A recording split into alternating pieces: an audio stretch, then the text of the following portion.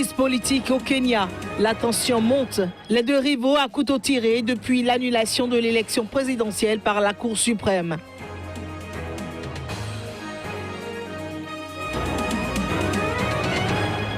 « 14 morts dans une épidémie de choléra au Nigeria. Ces victimes comptaient parmi 186 cas suspects identifiés à travers le pays.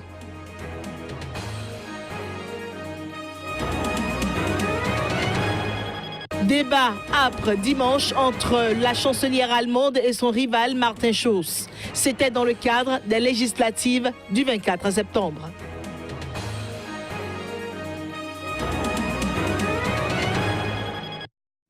Bonjour à toutes et à tous, bienvenue dans ce nouveau journal. Au Kenya, le leader de l'opposition et candidat à la présidentielle, Raila Odinga, a mené une manifestation à Nairobi, ce après l'annulation du résultat de l'élection par la Cour suprême du pays. Le scrutin désormais annulé avait donné la victoire au président Uhuru Kenyatta. Suivez. La crise s'amplifie de jour en jour au Kenya autour de la présidentielle. Le chef de l'État kényan a vertement critiqué samedi la Cour suprême, alors que cette dernière a de façon remarquable annulé sa réélection. Uhuru Kenyatta a également exclu tout remaniement en profondeur de la controversée commission électorale chargée d'organiser le nouveau scrutin d'ici le 31 octobre.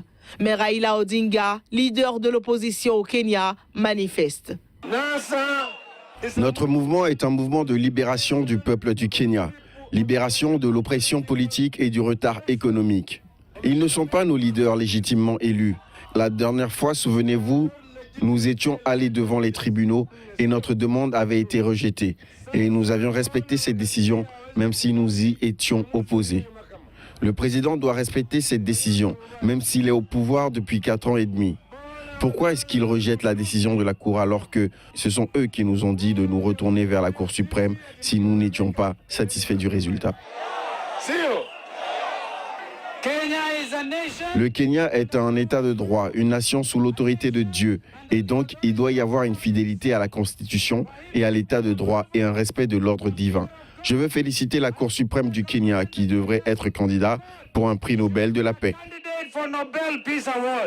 Dès vendredi après-midi, le courage de la Cour suprême a été salué par de nombreux analystes politiques comme un exemple pour le continent africain. Les partisans de l'opposition étaient en liesse, désormais assurés que la justice n'est pas invariablement contre eux. Mais les déclarations du président samedi ont donné le ton d'une campagne qui s'annonce de nouveau âpre et d'une guerre autour de la commission électorale. Au Gabon, l'opposant Jean Ping, qui conteste toujours la réélection du président Ali Bongo, et tous les leaders de la coalition pour une nouvelle république sont désormais interdits de quitter le territoire gabonais. La décision relève d'une mesure administrative provisoire consécutive à un appel à la désobéissance civile lancé par le chef de file de l'opposition. Un pas de plus de franchi dans la crise qui oppose le régime au pouvoir et Jean Ping qui conteste toujours la réélection au Gabon d'Ali Bongo. Exhortant tous ces militants et ceux de la coalition pour une nouvelle république à des manifestations civiques jusqu'au départ du régime au pouvoir, Jean Ping et sa suite se sont mis à dos le gouvernement gabonais qui voit une volonté manifeste de trouble à l'ordre public, d'insurrection, d'appel à la rébellion et à la guerre civile. Toute sortie du territoire national a alors été provisoirement interdite aux concernés. Une mesure administrative avec pour effet immédiat dont ont déjà fait les frais de personnalités gabonaises. Le professeur Albert Ondouossa, ancien ministre et ancien candidat à l'élection présidentielle de 2009, a été empêché de monter à bord de l'avion qui devait l'amener au Cameroun le 27 août dernier. De son côté, l'ancien Premier ministre Kazmi Oyemba et son épouse n'ont pas pu embarquer le 1er septembre à bord du vol Air France à destination de Paris en France. Pour le ministre gabonais de l'Intérieur, la mesure en vigueur n'a pas vocation à durer dans le temps. Lorsque la situation sera devenue normale, le gouvernement avisera. Dans la même veine, le gouvernement gabonais a par ailleurs interdit l'accès aux médias d'État à tous les opposants qui viendraient lancer des appels à la désobéissance civile. Les dernières législatives au Sénégal ayant été très critiquées par une partie de la classe politique, le chef de l'État reconnaît que des modifications doivent être opérées au système électoral sénégalais. Pour ce faire, les forces vives de la nation doivent y réfléchir ensemble. Macky Sall a donc appelé à un dialogue avec l'opposition. La déclaration du chef de l'État a eu lieu après la prière de l'Aïd samedi et marque en quelque sorte la rentrée de la classe politique après plusieurs semaines de vacances pour le gouvernement. Ce dialogue, la deuxième force politique de la nouvelle Assemblée, le camp du Parti démocratique sénégalais PDS, il dit y être attaché. Le parti d'Abdoulaye Wade a cependant fait savoir qu'il n'acceptera de concertation que si plusieurs conditions sont acceptées par les autorités, notamment un audit indépendant du fichier électoral, mais aussi la création d'un nouvel organe de supervision du processus électoral et la désignation d'au moins un ou deux membres du Conseil constitutionnel par l'opposition. Ce journal se poursuit cette fois-ci direction Afrique du Sud. L'étau judiciaire se resserre autour de Doudouzane, le fils du président Jacob Zuma. Après son père, il est accusé de corruption en lien avec la puissante famille Gupta.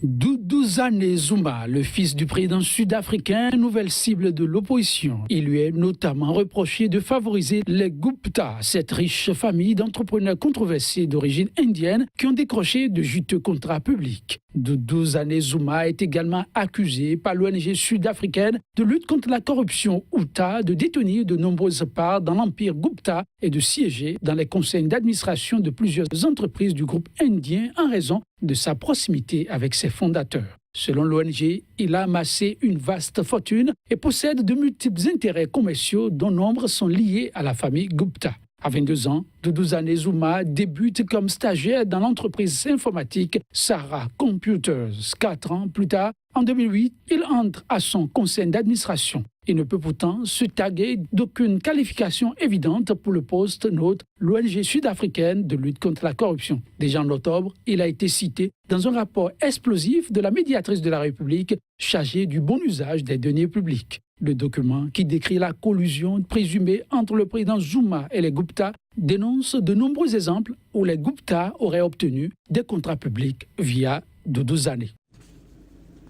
Au Nigeria, 14 personnes sont mortes de choléra. Selon le ministre nigérian de la Santé, les victimes décédées au 1er septembre dernier font partie des 186 cas suspects de choléra identifiés dans le pays. La plupart des cas suspects et des décès concernent les habitants de Mouna Garage, un camp de déplacés en périphérie de Maïdougouri, la capitale du Borno. Cette zone est notamment considérée comme épicentre de l'insurrection djihadiste du groupe islamiste radical Boko Haram. Des mesures ont été prises par les autorités pour circonscrire la maladie, notamment la purification de l'eau et l'installation de latrines supplémentaires. Des opérations de sensibilisation ont été initiées avec le concours des ONG sur place pour prévenir d'éventuels nouveaux cas. Et le nombre d'habitants à Maïdougouri a doublé depuis le début de l'insurrection du groupe armé il y a de cela 8 années. Puis, législative du 24 septembre prochain en Allemagne, la chancelière allemande et son rival social-démocrate ont âprement débattu dimanche soir. Pendant plus d'une heure, dans leur seul duel télévisé, Angela Merkel et Martin Schulz se sont donc défendus sur plusieurs questions d'actualité comme la Turquie, les crises de réfugiés, le chômage. Selon les premiers sondages d'opinion, la chancelière aurait remporté le débat. Le débat était houleux entre les deux prétendants à la chancellerie allemande. Angela Merkel a annoncé dimanche être favorable à un arrêt des négociations sur l'adhésion à l'UE de la Turquie, ce dans un contexte de multiplication des conflits entre Berlin et Ankara. Martin Schulz a promis, lui, qu'il mettrait fin aux négociations d'adhésion s'il était élu chancelier. Il a tenté de mettre la chancelière en difficulté sur sa décision d'ouvrir les portes du pays à des centaines de milliers de migrants. Angela Merkel a de son côté une nouvelle fois défendu l'ouverture des frontières par la situation humanitaire critique. Une décision justifiée d'après elle. L'Europe est guidée par les valeurs de la démocratie qu'il faut renforcer en cette période où Poutine, Erdogan, Trump remettent en question nos fondamentaux. Pour cette idée et celle d'une Europe forte, j'ai combattu toute ma vie. Faites-moi confiance pour qu'en tant que chancelier de l'Allemagne, je puisse servir notre pays pour le peuple et pour l'Europe. Je crois qu'avec mon expérience de ces dernières années, pendant lesquelles nous avons accompli des choses, nous pouvons organiser ce nouveau monde pour que dans 10 ans, l'Allemagne soit un pays fort, un pays de justice sociale où la cohésion a de la valeur. Pour cela, j'aimerais travailler pour vous et avec vous. Et je pense que nous pouvons réussir ensemble. Il est peu probable que le débat aide les sociodémocrates à inverser la tendance de fond des intentions de vote. Le SPD affiche un retard d'une quinzaine de points sur les conservateurs de la chancelière à 3 semaines du scrutin.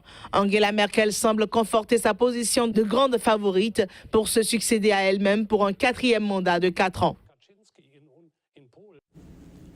L'annonce d'un 6e essai nucléaire nord-coréen a ravivé la colère des États-Unis. Le président américain Donald Trump a prévenu dimanche que toute politique d'apaisement était vouée à l'échec. Ce test nouveau défi à la communauté internationale a été une réussite parfaite d'après la télévision publique nord-coréenne.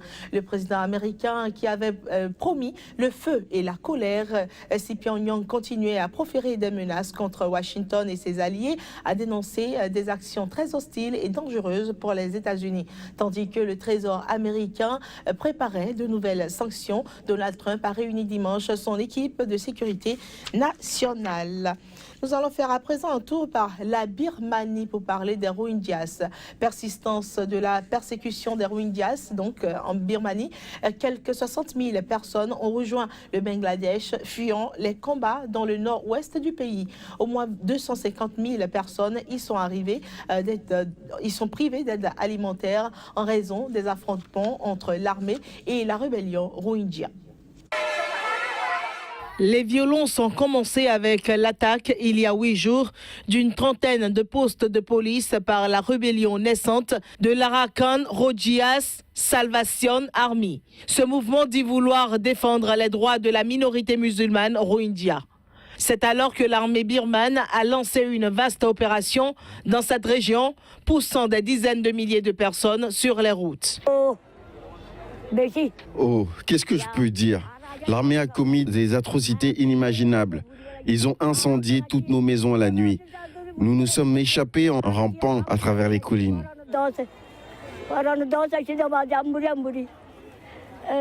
Je ne sais pas avec qui je resterai. Si quelqu'un me fournissait un abri, ou bien je ne sais pas. Je n'ai encore rien mangé aujourd'hui. Je ne sais pas où sont les membres de ma famille. Je n'en ai trouvé aucun.